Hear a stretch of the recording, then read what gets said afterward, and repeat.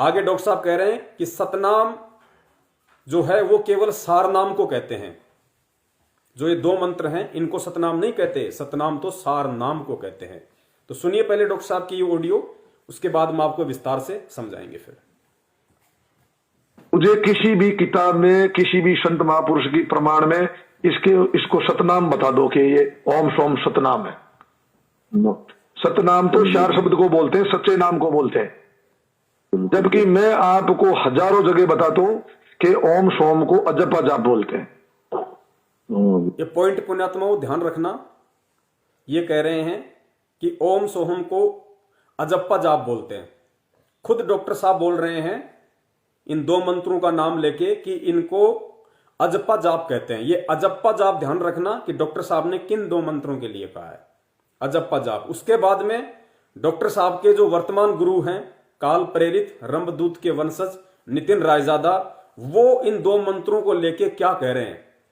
उसके बाद में मैं निवेदन करूंगा डॉक्टर साहब से कि पहले आप अपने वर्तमान जो गुरुजी हैं उनसे बैठ के समन्वय बैठा लें, उनसे बैठ के चर्चा कर लें कि गुरुजी सतनाम को आपने क्या बोलना है और मुझे क्या बोलना है।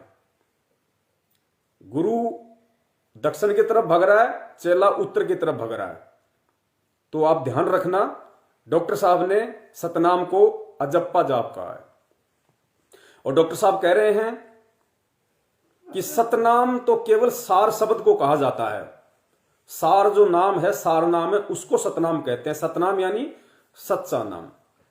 तो डॉक्टर साहब आप जिसे दास निवेदन करेगा, ये गलती आपकी है, ये कमी आपकी है कि जब परमपिता परमेश्वर सतगुरु रामपाल जी महाराज जी ने अपने अनमोल सत्संग किए तो आपने उनको ध्यान से नहीं सुना।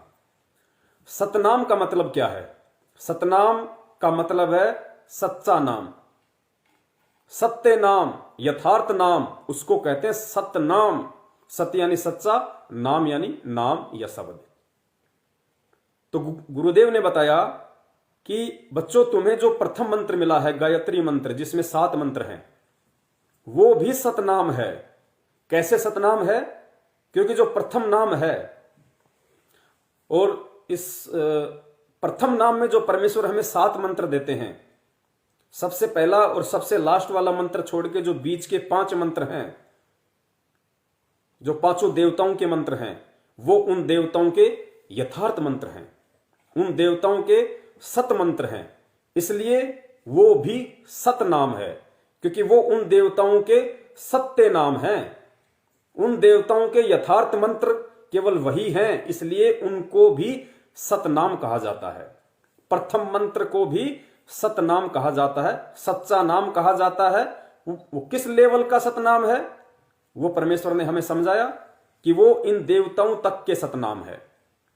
यानी जो सच्चे नाम है उसको सतनाम कहा जाता है। उसके बाद परमात्मा ने हमारे को सतनाम दिया, जो 2 मंत्र का जाप है, जिसमें परमात्मा पहला मंत्र ओम बताते हैं और दूसरा मंत्र परमात्मा उसमें गुप्त रख के चलते हैं कि जो उपदेशी है उसी को बताया जाता है। तो वो भी सतनाम है। वो 2 मंत्र भी सतनाम है, अर्थात सच्चे नाम है। पहला मंत्र गुरुदेव ने बताया कि ये जो ज्योति निरंजन है, पहला मंत्र ओम इसका है। तो जो ओम मंत्र है वो ज्योति निरंजन का सतनाम है, सच्चा नाम है। दूसरा मंत्र है वो 7 संग ब्रह्मांड के स्वामी अक्षर पुरुष का है, वो उसका सतनाम है।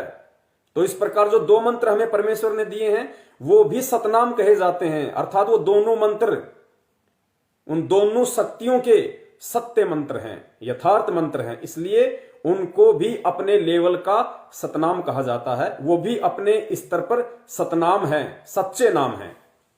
फिर जो परमेश्वर हमें सार नाम देंगे, सार शब्द देंगे, और उसमें परमात्मा जो भी हमें मंत्र देंगे वो भी सतनाम है, वो भी सच्चा नाम है।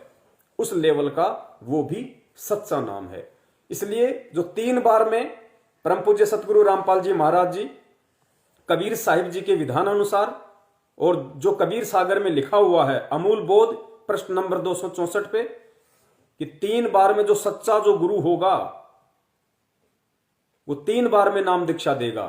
तो 3 बार में जो 3 मंत्र देगा अलग अलग, वो तीनों मंत्र ही सतनाम कहे जाते हैं, सच्चे नाम कहे जाते हैं। तो मैं निवेदन करूंगा डॉक्टर साहब, अगर सत्संग सुनते समय अगर थोड़े से अपने आंख नाक कान खोल के रखते तो शायद आज आपको अपने ये कर्म बिगाड़ने का जो मौका है आपको काल भगवान की तरफ से मिला है, शायद ये नहीं मिलता।